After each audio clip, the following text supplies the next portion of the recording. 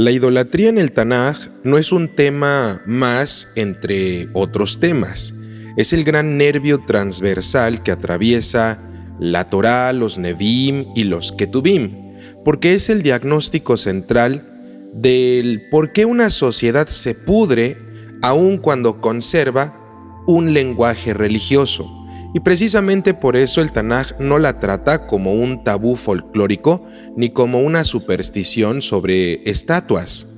La trata como una enfermedad de la lealtad, de la emuná entendida como fidelidad y confianza, y una corrupción del pacto que se manifiesta en formas visibles y diversas: culto, símbolos, alianzas y sincretismo, pero cuyo núcleo principal es realmente interior.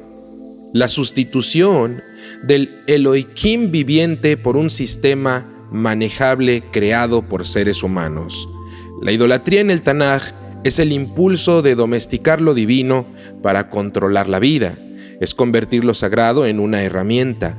Es cambiar la relación misma con Hashem por un mecanismo falso. Por eso es transversal, porque toda la ética torática depende de a quién sirves, a quién temes y a quién obedeces. Si sirves a lo falso, a lo mentiroso, tu justicia se vuelve falsa y mentirosa también.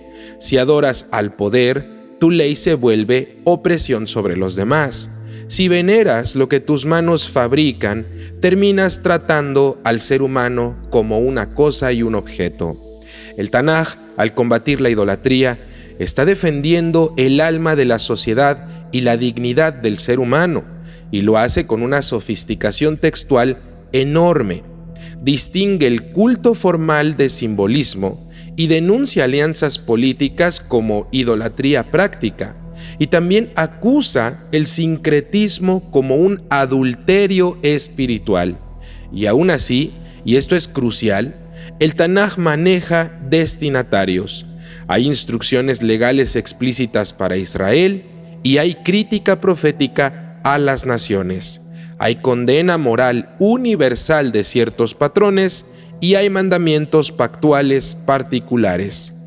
En este primer tema no entraré aún en la diferenciación jurídica a detalle.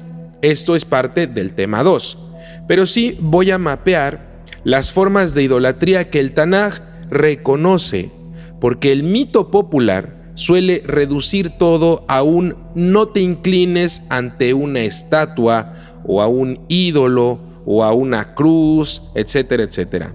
Y así se pierde el hecho de que el Tanaj denuncia idolatría incluso cuando no existen estatuas e ídolos ni intermediarios, cuando hay alianzas que reemplazan la confianza, cuando hay sincretismo que diluye la lealtad, cuando hay símbolos que se convierten en destino, cuando hay culto a Hashem entre comillas, pero está mezclado con otros poderes. La forma más básica y la que el Tanaj define con un lenguaje legal directo es el culto a otros Elohim, a otros poderes, a otras cuestiones, mediante un servicio ritual. No tendrás otros Elohim delante de mí, dice el Sefer Shemot, capítulo 20, verso 3. No te postrarás ante ellos ni los servirás, dice el versículo 5. Y no harás para ti un pesel, una imagen tallada, ni temuná, una representación o figura. Aquí aparece la tríada legal torática. En primer lugar, exclusividad. No tendrás otra confianza ni otra lealtad. Segundo lugar, la prohibición del acto de culto, es decir, la prohibición de postrarse y servir a estas cosas creadas. En tercer lugar, la prohibición de fabricar representaciones para realizar un culto, una idolatría. Pero incluso aquí, el Tanaj es más profundo de lo que su caricatura popular permite. No está prohibiendo el arte en lo abstracto. Está prohibiendo fabricar mediaciones que sustituyan al Elohim invisible y trascendental por algo completamente visible, manipulable y poseíble. El pecado no es la estética, es la transferencia de la lealtad y la confianza y del servicio. Por eso el Decálogo no dice no esculpirás en general.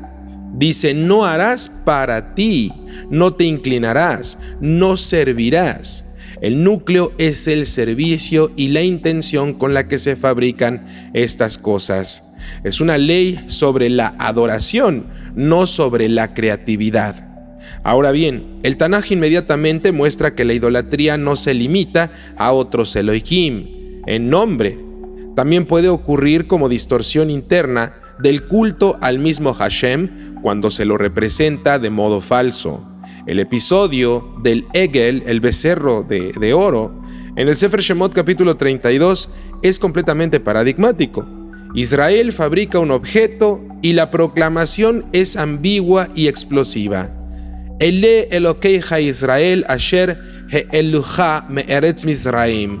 Estos son tus Elohim Israel que te sacaron de Egipto, dice el Sefer Shemot capítulo 32 verso 4. Aquí hay que observar algo.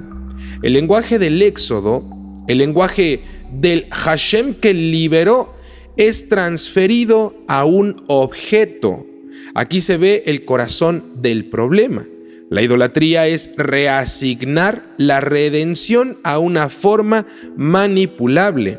Y el texto subraya que incluso si el pueblo intenta celebrar a Hashem, o en hebreo esto se explica que algunos quieran hacer una la Hashem Mahar como intento de ligar la fiesta a Hashem a través de un ídolo, la mediación falsa corrompe el culto mismo.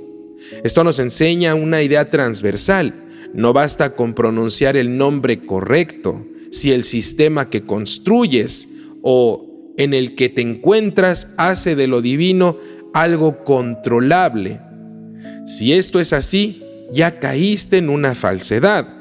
Por eso el Tanaj combate no solo otros Elohim, sino la fabricación de símbolos que reemplacen la relación con Hashem por un objeto.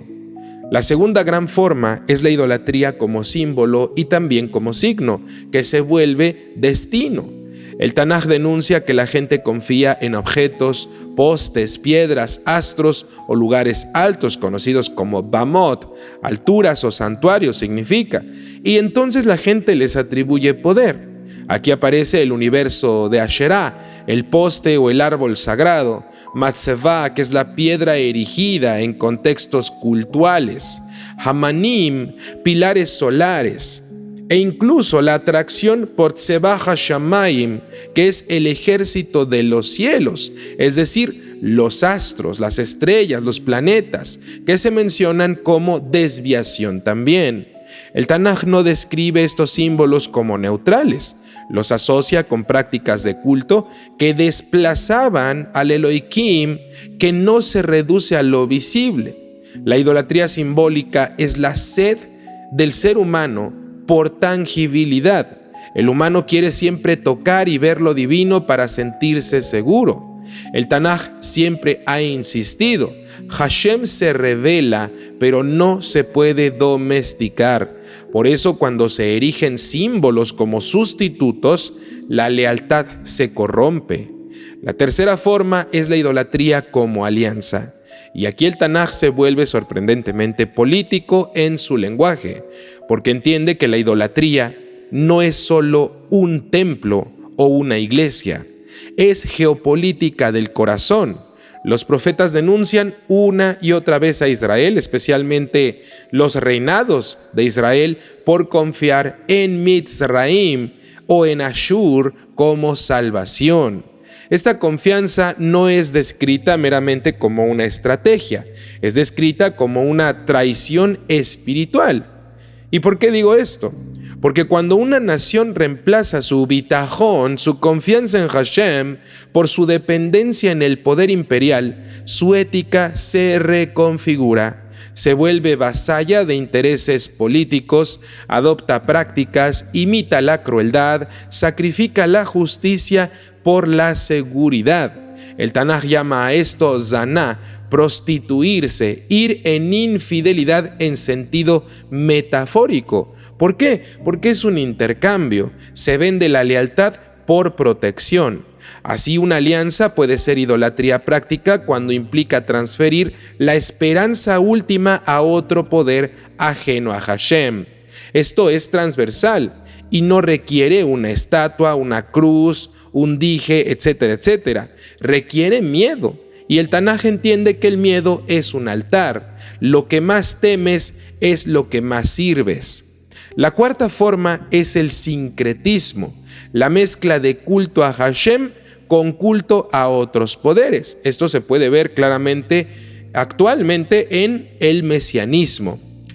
Y este tipo de cultos se ven como si la verdad pudiera diluirse sin ningún costo. El Tanaj combate el sincretismo con una insistencia que revela su antropología.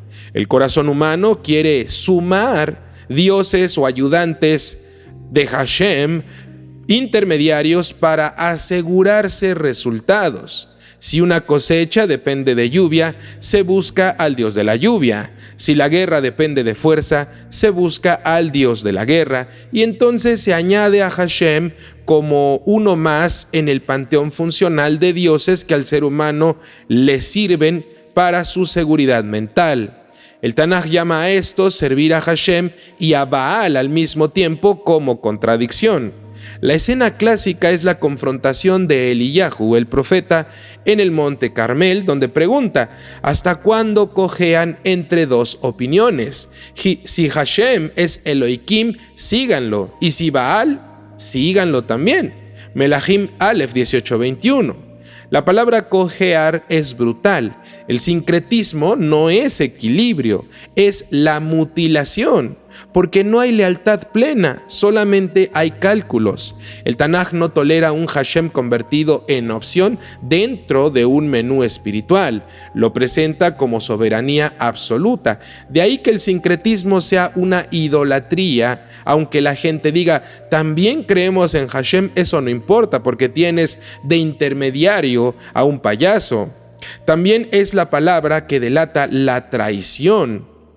La quinta forma es la idolatría como culto moralmente corruptor, donde la adoración produce crueldad.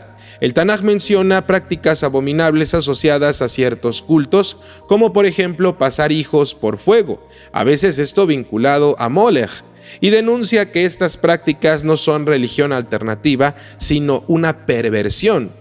Esto nos enseña un criterio transversal también. La idolatría no es solo te equivocaste de nombre, es que el culto falso reordena la moral hacia la violencia y la explotación de los demás. Por eso el Tanaj liga idolatría con derramamiento de sangre, con la injusticia y también con la opresión. No porque toda nación idolátrica sea idéntica, sino porque el principio es bastante claro.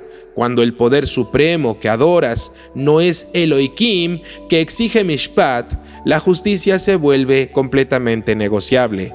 En ese sentido, la idolatría es una raíz ética. Produce sociedades donde el vulnerable es sacrificable. Y el Tanaj lo combate como defensa de lo humano, no como simple purismo doctrinal. La sexta forma, y aquí el Tanaj se vuelve casi psicológico, es la idolatría como obra de manos y proyección humana. En Ketuvim, especialmente en Tehilim y en el profeta Yeshayahu, se ridiculiza los ídolos o intermediarios como objetos. Tienen boca y no hablan, ojos y no ven, oídos y no oyen. Los que lo hacen se vuelven como ellos. Tehilim 115. Esto es brutal. El punto no es el humor y el sarcasmo, es un diagnóstico. El humano que fabrica a su Dios termina fabricándose a sí mismo a imagen de su idolatría. Si tu Dios no ve, tú te vuelves ciego a la justicia. Si tu Dios no habla, tú pierdes palabra verdadera. Si tu Dios es de madera, tú te vuelves completamente duro e inútil. Esta crítica es transversal porque aplica a cualquier sistema donde lo divino verdadero es reducido a un producto humano. En términos filosóficos, el Tanaj lo que está denunciando es una inversión. El ser humano crea lo sagrado ahora y luego se somete a su propia creación. Esa inversión destruye la libertad, Por eso la idolatría es simple esclavitud. Te sometes a tus propias proyecciones mentales. La séptima forma íntimamente conectada es la idolatría como confianza en los mecanismos. La adivinación, los encantamientos, la brujería, dependencias de signos como sustitutos de una relación ética con Hashem. El Tanaj denuncia prácticas donde el ser humano intenta forzar el futuro mediante técnicas, y aunque muchas de estas se legislan específicamente para Israel en la Torá, el patrón profético es universal en su crítica. Querer controlar lo divino en lugar de obedecer lo justo es el verdadero problema. Es decir, la idolatría no es solo otro Dios, es la mentalidad de la manipulación. Cuando alguien cree que puede comprar favor divino con un ritual mientras oprime a los demás, está practicando idolatría aunque pronuncie el nombre correcto. Los profetas lo dicen con ferocidad: culto sin justicia es abominación. Ese principio muestra que la idolatría puede esconderse dentro de la religión correcta, cuando ésta se vuelve técnica para obtener simplemente beneficios. Si uno quiere entender por qué la idolatría es un gran tema transversal, basta con ver cómo el Tanaj la usa como una lente para interpretar la historia. En el Sefer Shoftim, Jueces, el ciclo narrativo se repite. El pueblo se desvía tras otros Elohim, tras otras creencias, cae en opresión, clama, es liberado y vuelve a desviarse. Esto cíclicamente, siempre desafortunadamente, lamentablemente. La idolatría aquí no es un simple detalle, es el motor narrativo del colapso social. En Melahim, la evaluación de los reyes se centra en su relación con la idolatría también. Si promovió Bamot, si siguió a Baal, si hizo lo recto o hizo lo malo. En los profetas, la idolatría es la causa espiritual de la ruina política, no como superstición causalista, sino como una lógica moral. Un pueblo que rompe la lealtad y la justicia se desintegra y denigra a sí mismo. Así, la idolatría no es una falta litúrgica, es una fractura total de la sociedad. Y sin embargo, y esto prepara el terreno para los siguientes temas, lo que les voy a decir es que el Tanaj tiene varios registros cuando habla de idolatría.